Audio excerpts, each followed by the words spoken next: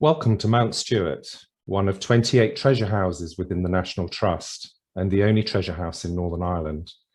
I'm Christopher Warleigh-Lack, the property curator.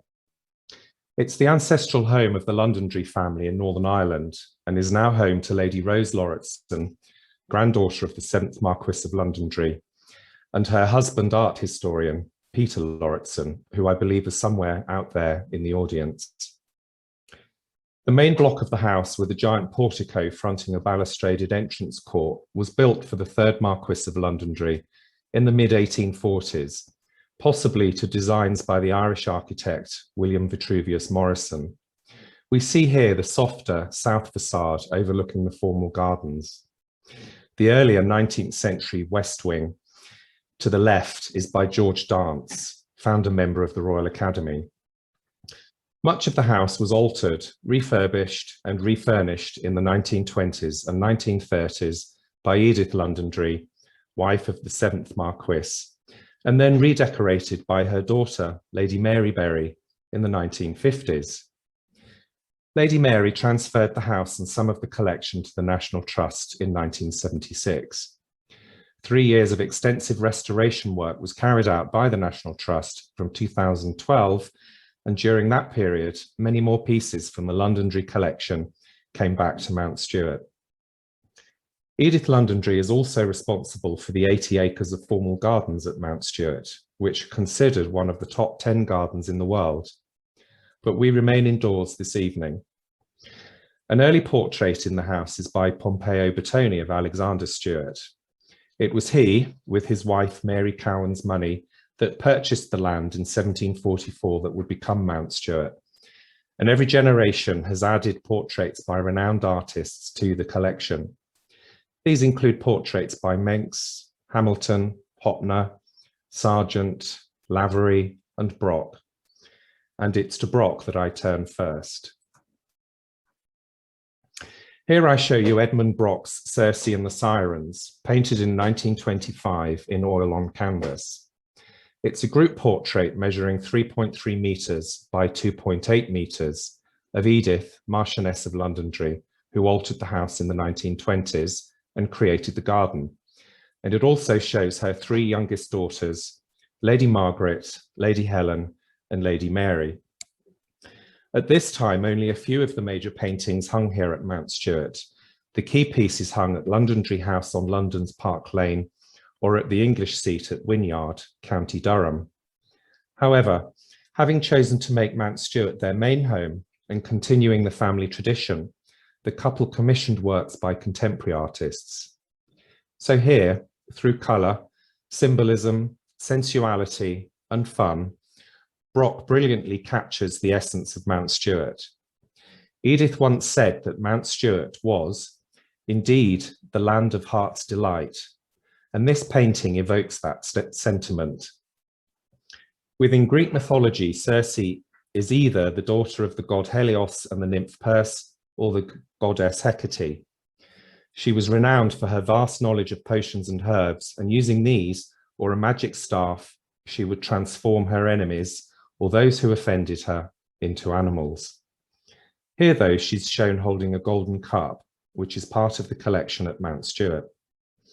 Homer describes in his Odysseys how when Odysseus visits her island on the way back from fighting the Trojan War, she changes most of his crew into pigs. Depictions, even in classical times, wandered away from the detail in Homer's narrative, which was later interpreted as a moral tale against drunkenness. Circe was also taken as the archetype of the predatory female. In the eyes of those from a later age, this behavior made her notorious both as a magician and as a type of sexually free woman. And the subjects of later paintings impersonating Circe often have a history of sexual experience behind them. But here, of course, we also have the sirens, dangerous creatures who lure nearby sailors with enchanting music and singing to shipwreck on the coast of their island home. At the time of this painting, Margaret was 15, Helen was 14, and Mary was 4. Reflecting on the aspect of sexuality for a moment, Margaret and Helen are coming into adulthood, so the role of siren may be apt. and Mary as a 4-year-old is portrayed as a fawn with her pet goat Paddy. Their mother Edith had a tattoo of a serpent from her ankle up to her thigh in real life, when skirt lengths were much longer, but here she's being more subtle. Edith's husband Charles and the artist Brock both appear as herms or sculpted busts on top of the pillars in the background, found in the gardens created by Edith at Mount Stewart. Clearly the focus of the portrait is Edith as Circe at the top, forming the highest point of a triangle. Triangles, like diagonal shapes, usually create movement in a painting, but the eyes of the viewer rotate between the three girls, two of whom look at each other and one at us, drawing us in. We almost have to make an effort to move our view up to Edith. The art club, formed by Edith in 1915, was a haven for her and her friends during the First World War. Meeting every Wednesday, there would be music, dancing, laughing, and overall freedom from what lay beyond the doors of the house. By invitation only, many in high society were members, including her husband, Charlie the Cheetah, and Churchill as Winston the Warlock. The members are represented in these animalistic guises in statue form in the gardens. So who then was Charlie the Cheetah? Sir Charles Stewart, Henry Vane Tempest Stewart, 7th Marquis of Londonderry and husband to Edith, is shown in this portrait by Philip de Laszlo, painted in oil on canvas in 1924 and measuring 84 centimetres by 64. De Laszlo was a Hungarian artist with an Irish wife. He became a British citizen in 1900, going on to become a sought-after society artist. Despite this and his receiving an MVO from Edward VII, he was interned for the latter part of the First World War. Some art critics at the time found it difficult to categorize this relatively unusual portrait. One wrote that it was like the artist caught the sitter out in a very large room, with him lost in the space. Another noted Charles Stewart seemed incidental, and the piece should have been titled The Green Curtain. Charles Stewart is in court evening dress, seated on a sofa beneath Sir Thomas Lawrence's portrait of his great-great-uncle, Lord Castlereagh, 2nd Marquis of Londonderry. His great-great-uncle was Foreign Secretary that appointed Wellington to his military role, oversaw the abdication of Napoleon, and negotiated peace in Europe, for which he received the Order of the Garter, just visible under his lapel in the portrait above the sofa. Charles Stewart was proud of his noble ancestor, whose portrait to this day hangs in his sitting room. And like him, he too would receive the Order of the Garter in 1919, and he too chose to discreetly show it here beneath his left knee. The Order of the Garter he wears is set in diamonds, and it was made for Lord Castlereagh. Beneath his lapel, however, he displays his own Royal Victorian Order, awarded in 1903. There is an apocryphal story, I don't know if true, that Charles Stewart's cousin, Winston Churchill, also great-great-nephew of Lord Castlereagh, tried to wear the garter on his own leg, but it wouldn't fit, causing him to grow very angry. As a peer and politician, Charles Stewart held office as Secretary of State for Air, having helped set the ministry up in 1920. In this role, he preserved the core of the RAF at a time when it was under threat from the Treasury, and he encouraged the planning of vital new fighter aircraft, such as the Hurricane and Spitfire. Nearer to home, Charles Stewart joined the first cabinet of the government of Northern Ireland in June 1921, as leader of the Senate and as Minister for Education. In 1926, however, he resigned from these posts after he was defeated in introducing a bill proposing integrated education between Catholic and Protestant children. This picture belongs to a small group of portraits by de Laszlo showing an interior. Generally, de Laszlo left his sitters floating in a plain painterly background. This was a vein that de Laszlo first explored during his internment during the war, Arthur Lee, his friend and patron, particularly appreciated the original treatment of light and colour in these personal pictures, such as we see here. The room is suffused with light coming through a window to the left, a device used before, although very, very infrequently, by de Laszlo. The sitter's status is clear.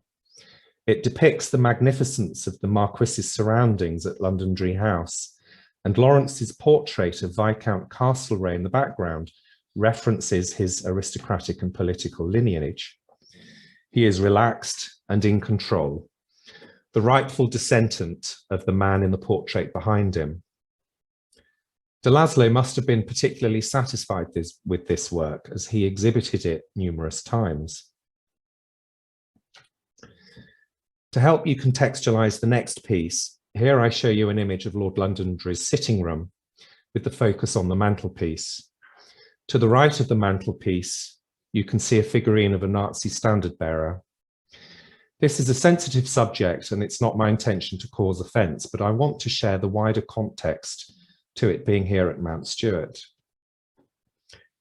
Measuring 47 centimeters tall, the figure is of a standard bearer of the Third Reich, an SS Fahnenträger. It is of glazed white porcelain, modelled by the German sculptor Theodor Kahner, who was born in 1884. The base is impressed with marks, the double lightning bolt of the insignia of the SS, model number 42, and the signature T. Kahner. The Allach porcelain factory was set up by 3 committed members of the Nazi Party: painter Franz Nagy, a former Bauhaus student, sculptor Theodor Kahner, who designed this piece, and artist Karl Diebitsch. They built a small factory in a Munich suburb, producing porcelain worthy of the party. This included bears, stags, doves, fawns, bowls for presentation at party rallies, and plaques to celebrate important events such as the Anschluss with Austria.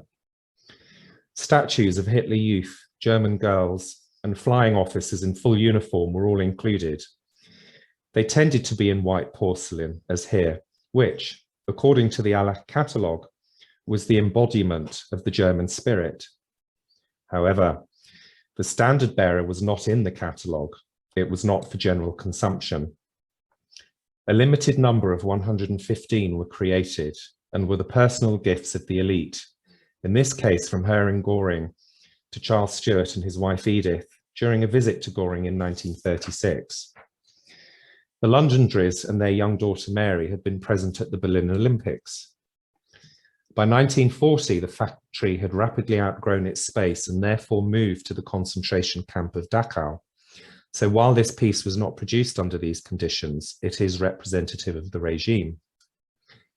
Tapping into the diplomatic spirit of his distinguished forebear, Lord Londonderry had been attempting to foster good relations with Hitler's regime in a bid to avoid a tragic repetition of World War I. And it's considered that his actions helped prolong the outbreak of war in order to build up the British Air Force, of which he was Secretary of State in the 1930s.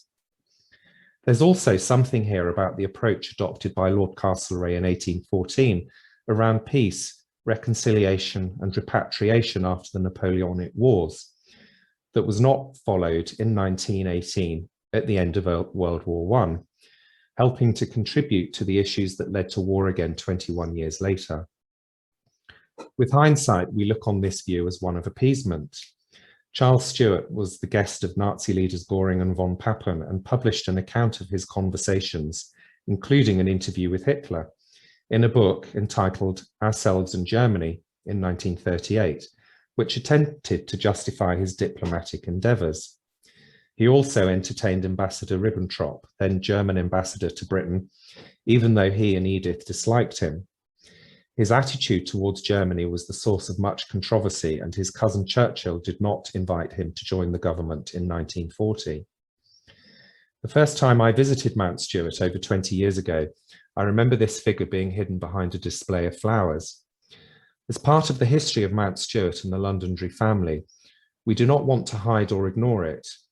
It does, however, provide an opportunity to place Charles and Edith's visits to Germany in the context of 1930s pre-war pan-European aristocratic politics and the extreme difficulty at the time of understanding the developing situation, which we today, of course, with the benefit of hindsight, feel was apparent.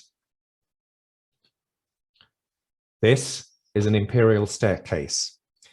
An imperial staircase has one flight dividing in two at a half landing, and was a convenient and elegant way of moving large numbers of people around, and was very popular, therefore, in townhouses. This one here at Mount Stewart was built in 1807 by a local stonemason using stone from a local quarry owned by the family. But of course, it's not the stairs I want to show you, but the enormous portrait on the half landing. It's quite magnificent, measuring 2 meters high by 3.6 meters wide, and was painted by George Stubbs, the English painter best known for his portraits of horses. He painted this at the age of 76, at the end of a long career, and it demonstrates his detailed understanding of horse anatomy.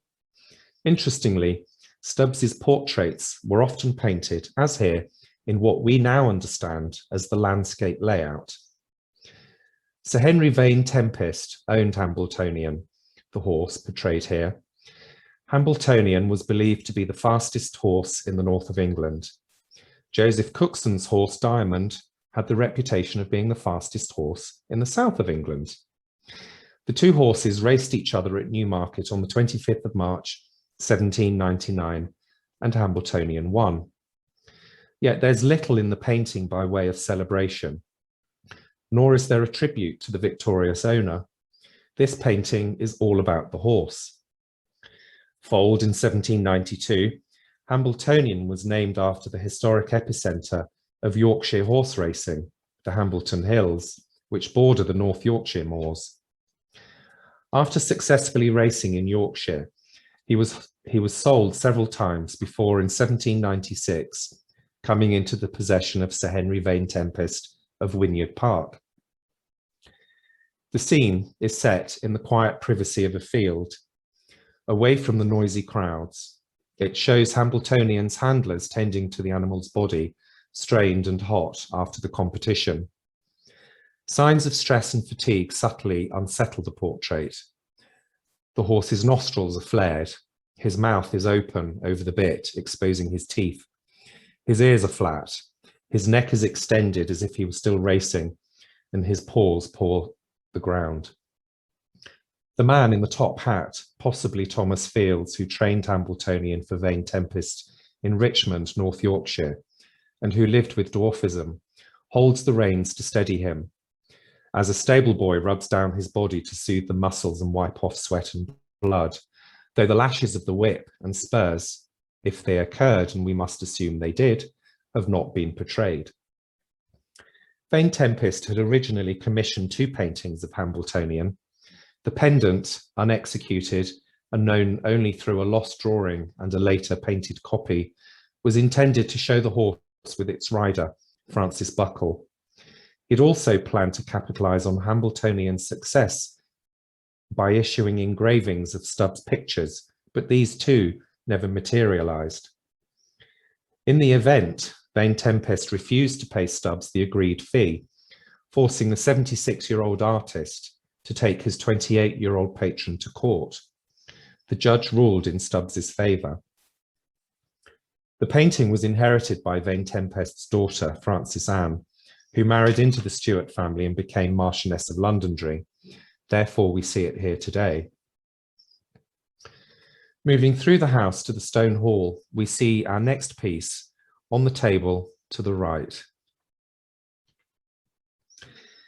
This is a marble bust mounted on a turned marble socle of Helen of Troy.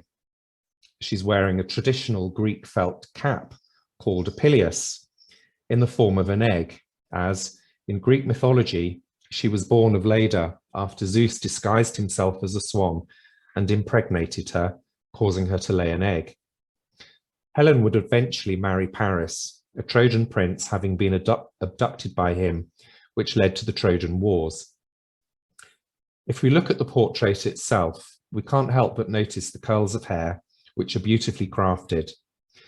Helen has an extended nose, perfectly straight, and small, delicate lips, which are entirely feminine, but there's definitely a knowing smile there. The back of her head is left entirely devoid of detail and is just left rounded, encouraging us to focus entirely on her facial features and the curls of hair which hang down to her neck.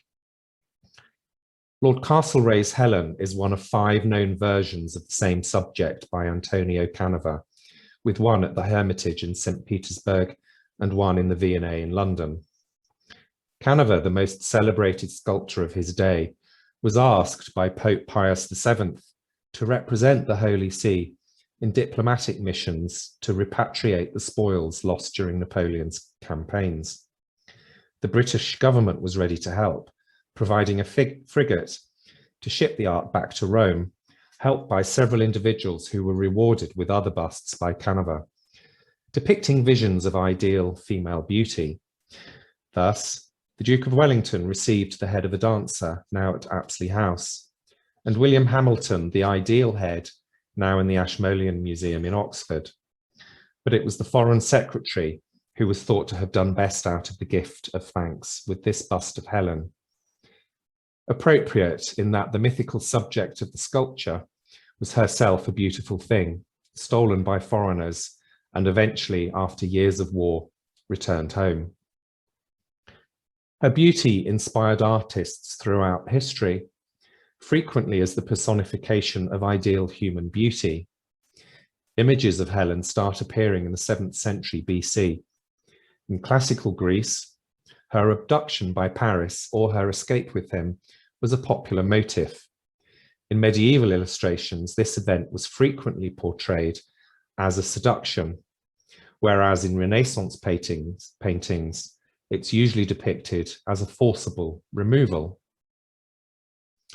Another beauty, not forcibly removed, but certainly one who married against her guardian's wishes, is Frances Anne Vane Tempest, Marchioness of Londonderry. Here we see her in this portrait by Sir Thomas Lawrence, which measures 296 centimetres by 205 in oil on canvas. This arresting picture, considered one of Lawrence's finest female portraits, was begun in 1827 and exhibited at the Royal Academy Summer Exhibition the following year. It depicts Frances Anne on the steps of her family seat of Wynyard, County Durham. Frances Anne was the second wife of Lawrence's long-term patron, Charles, 3rd Marquis of Londonderry. She was enormously wealthy, having inherited extensive lands and coal mines in the northeast of England from her father, Sir Henry, as well as the Hamiltonian portrait. She therefore, being the second wife, had a stepson who was heir to the Londonderry title and the Londonderry estates. This meant she was concerned about her own son, George, who was not set to inherit anything. As it would happen, however, his older half-brother would die childless, and eventually George would become the 5th Marquis of Londonderry, but that was in the future. Gazing at the viewer, she wears a sumptuous crimson velvet dress with enormous amethyst clasps. The richness of the gown emphasizes her porcelain skin, and the weightless elegance of her elongated neck and arms are rather mannerist in style. Her right arm is being gently tugged by son George, who is eager to lead her inside. With rosy red cheeks, bright eyes, and flaxen hair, George's energy delightfully contrasts with his mother's relaxed poise. In the background, the 7,000-acre Wynyard estate leads the eye towards the North Sea, which can just be made out in the horizon. This double portrait can therefore be read as a dynastic image, underscoring Frances Anne's contribution to the succession and wealth of the Londonderry family. The couple lived a lavish lifestyle at home and abroad, travelling extensively in Europe, Russia, and North Africa. It was there in Russia that they met Tsar Alexander I, who was smitten with Frances Anne's beauty and elegance, who gave her the massive Siberian amethysts seen here suspended from the puffed sleeves. So I think it appropriate to end on this, one of the most magnificent paintings in the collection at Mount Stewart. This then can only be an introduction to the extensive collection at Mount Stewart, whose importance has resulted in it being nominated one of the National Trust's 28 treasure houses, and as I said earlier, the only one in Northern Ireland. I'm relatively new to the post of property curator, and my ambition is to establish a programme of exhibitions showcasing this internationally significant collection. So please watch this space. Thank you. I hope you enjoyed it.